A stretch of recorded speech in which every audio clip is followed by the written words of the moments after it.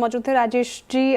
Welcome back, very good afternoon. आप बताइए, जिस तरीके से मार्केट में हमने पिछले कुछ दिनों से देखा उतार चढ़ाव, ऐसे मूड माहौल में कौन से स्टॉक्स आपको पसंद आ रहे हैं?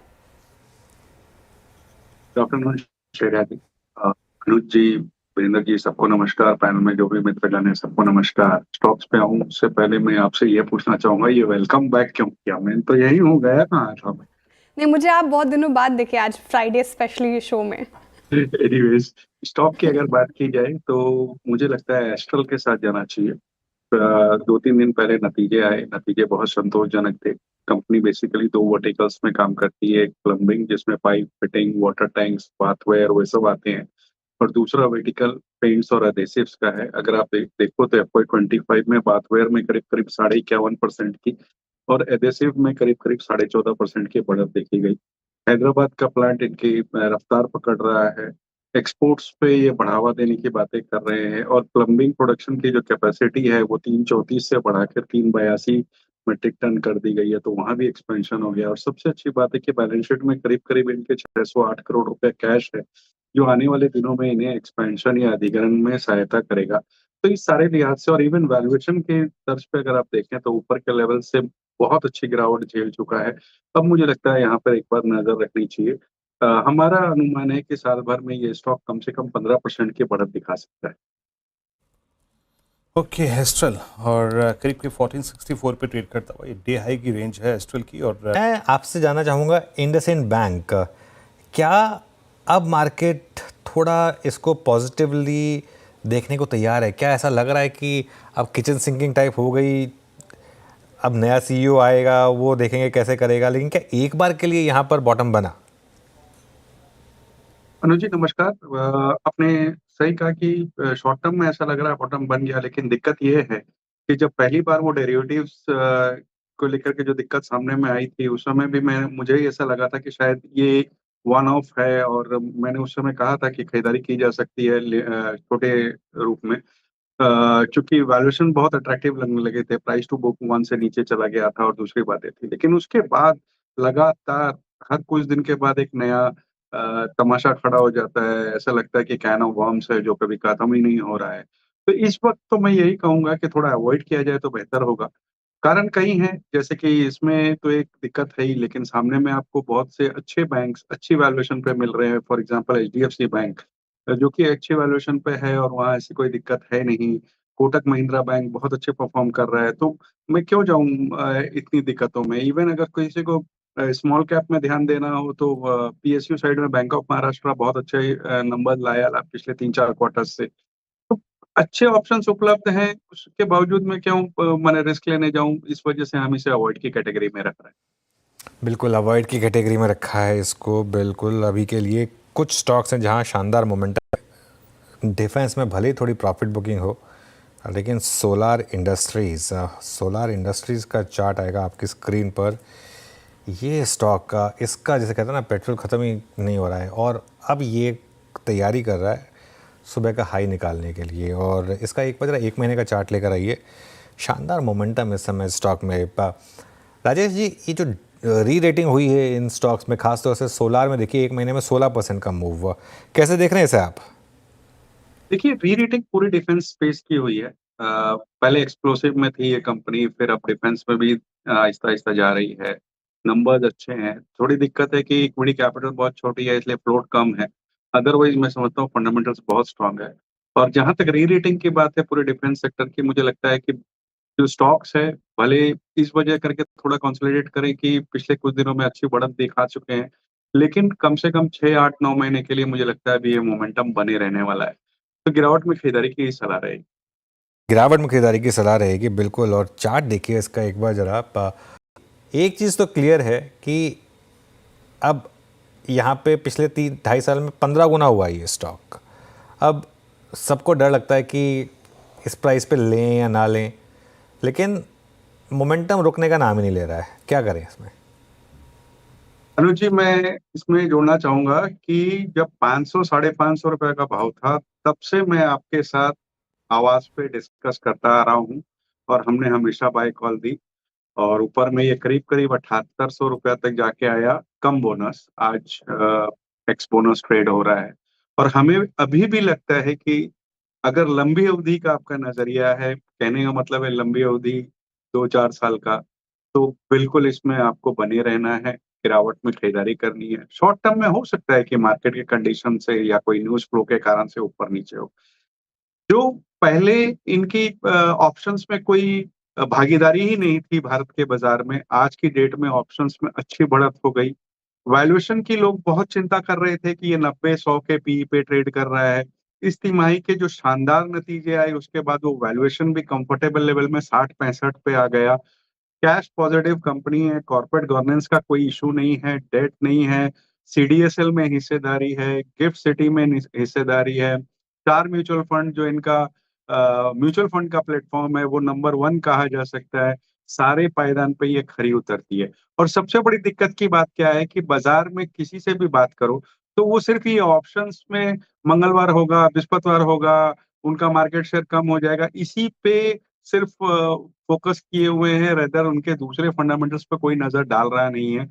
और ये बात तो तय है कि जब तक कैपिटल मार्केट रहेगा, तब तक बीएसई, एनएसई या इवन जो इस तरीके के प्लेटफ़ॉर्म हैं, इनके कारोबार चलते रहेंगे। तो इसमें मुझे फंडामेंटली इस वक़्त कुछ भी दिक्कत नज़र नहीं आ रही है। भाव ऊपर-नीचे बाज़ार के कारण से हो सकते हैं, बट लॉन्ग टर्म पोर्टफोलियो के लिए उपयुक्त स्टॉक है। एक बात राजेश जी ने बिल्कुल कही, मैं भी आज तक राजेश जी ये समझ नहीं पाया कि ये दिन को लेकर जो भेड़ चाल है वो इतनी क्यों है। मेरे ख्याल से थर्सडे तो बेस्ट डे है फॉर एक्सपायरी, सबसे बेस्ट डे है ना। खैर चलिए, ये शायद निजी राय है मेरी, ये बाजार कुछ भी अलग सोचता होगा, लेकिन एक काम करते हैं, 2 ट्रेड्स को स्पॉट कर लेते हैं फिर, क्योंकि 4 बस Rajesh ji, good afternoon again. आपको बताइए आपका मिड कैप फंडा। अनुज जी, अभी थोड़ी देर पहले हम लोग डिफेंस पे चर्चा कर रहे थे सोलर को लेकर के, तो डिफेंस के ही एक स्टॉक है कोचिन शिपयार्ड, उसके साथ जाना चाहूँगा। अगर आप देखो तो पब्लिक सेक्टर शिपयार्ड में सबसे बड़ी कंपनी, मेजर रेवेन्यू नेवी से आता है, जहाँ वो naval vessel, coast guard projects, commercial ship building वगैरह सारे में है। थोड़े दिन पहले इन्होंने ड्राई डॉक्स वर्ल्ड के साथ करार किया है, जिससे उनके कारोबार बढ़ाने में सुविधा मिलेगी। बड़े लार्ज वेसल्स के कंस्ट्रक्ट करने में जो सुविधा आएंगी वो आएंगी। 22,000 करोड़ के आसपास की ऑर्डर बुक है। और वैल्यूएशन अगर आप देखें तो इस वक्त करीब-करीब 1 साल के फॉरवर्ड पी जो है 28-30 के आसपास ट्रेड कर रहा है।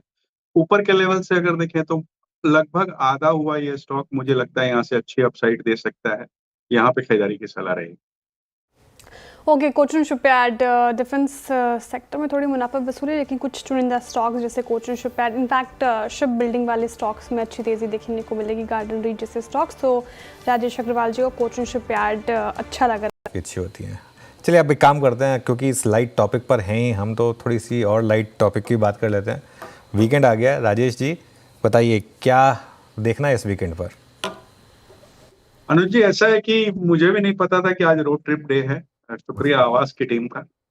और जो हालात बने हुए हैं थिएटर और ओटीटी के, मुझे लगता है कि रोड ट्रिप पे जाना बेहतर होगा, क्योंकि एकदम सूखा पड़ा हुआ है। ओटीटी पे तो कुछ भी नहीं है सिवाय कुछ रीजनल कंटेंट के। और सिनेमा हॉल की भी बात की जाए तो 3 मूवीज हैं जो बहुत छोटी कही जा सकती है। एक तो भूल चूक माफ है, जो फुटबॉल की तरह कभी ओटीटी और कभी थिएटर के बीच में घूमते-घामते आखिरकार रिलीज़ हुई हॉल पे। राजकुमार राव और भूमिका गब्बी की कॉमेडी ड्रामा है। कोई उम्मीद विशेष है नहीं लोगों में भी। दूसरी केसरी वीर है, जो कि लगता है कि जितने रिटायर्ड खिलाड़ी थे वो सारे वापस आ रहे हैं, फिर वो चाहे सूरज पंचोली हो, सुनील शेट्टी हो, विवेक ओबराय हो। ये एक तरीक़े से एक हिस्टोरिकल ड्रामा कहा जा सकता है, जिसमें हमीराजी गोयल करके जो कैरेक्टर है वो सोमनाथ मंदिर को बचाने की कोशिश कर रहा है मुगलों से।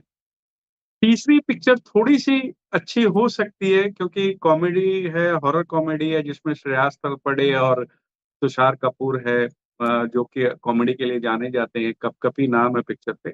जो एक साउथ की पिक्चर रोमांचम आई थी, उसकी ऑफिशियल रीमेक है।